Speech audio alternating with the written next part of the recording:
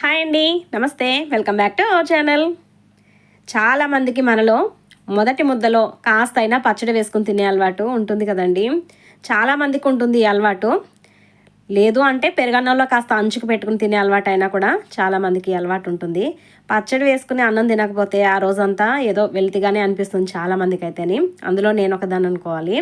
ఎందుకంటే కాస్త అయినా నోరు బాగోకపోతే ఇంత పచ్చడి వేసుకుని తినే అలవాటు అయితే ఉందన్నమాట. అందుకోసం అని చెప్పి నాకు ఇంట్లో పచ్చళ్ళన్నీ కూడా అయిపోయినాయండి. నేను కొద్దిగా పచ్చళ్ళని ప్రిపేర్ చేసుకుంటూ ఉంటాను.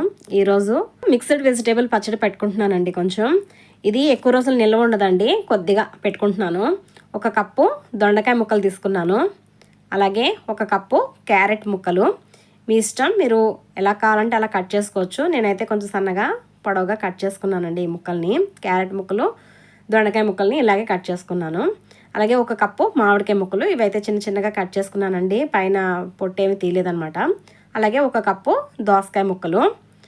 ఈ కూరగాయలన్నిటిని కూడా మనం శుభ్రంగా కడిగేసుకుని పొడి బట్టతో తుడిచేసుకుని కాసేపు గాలికి ఆరబెట్టుకోవాలండి.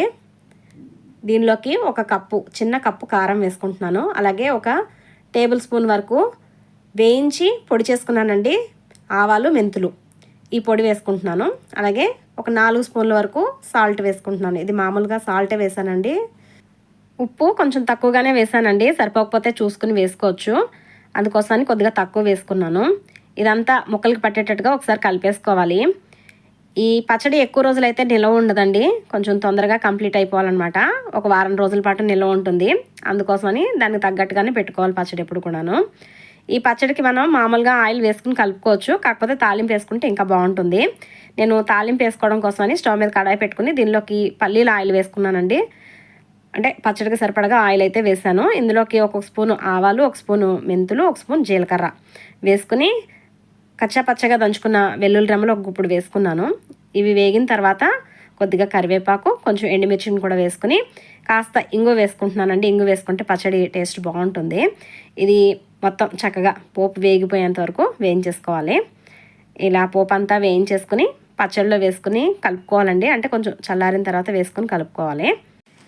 ఇలా కలుపుకున్న పచ్చడి 1 రోజు ఊరిన తర్వాత తింటే టేస్ట్ బాగుంటుందండి.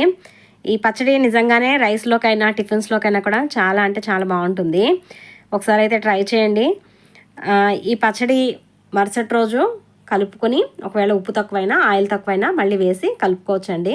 ఇలా అంతా కలిపేసుకున్నాక ఒక డబ్బాలోకి స్టోర్ చేసుకుంటే చక్కగా 1 వారం రోజులు అయితే నిల్వ ఉంటుంది పచ్చడి. సంవత్సరాలు నిల్వ ఉండే పచ్చళ్ళు పెట్టుకునే కన్నా ఇలా అప్పటికప్పుడు కొద్దిగా పచ్చళ్ళు పెట్టుకుంటే చాలా టేస్ట్గా ఉంటాయి, అలాగే ఫ్రెష్గా కూడా ఉంటాయి. ఇది ఫ్రెండ్స్ ఈరోజు వీడియో. ఈ వీడియో మీకు నచ్చిందని అనుకుంటున్నాను. నచ్చితే ఒక లైక్ చేయండి. పాసిబుల్ అయితే నా ఛానల్ని ఫాలో అవ్వండి. మరొక మంచి వీడియోతో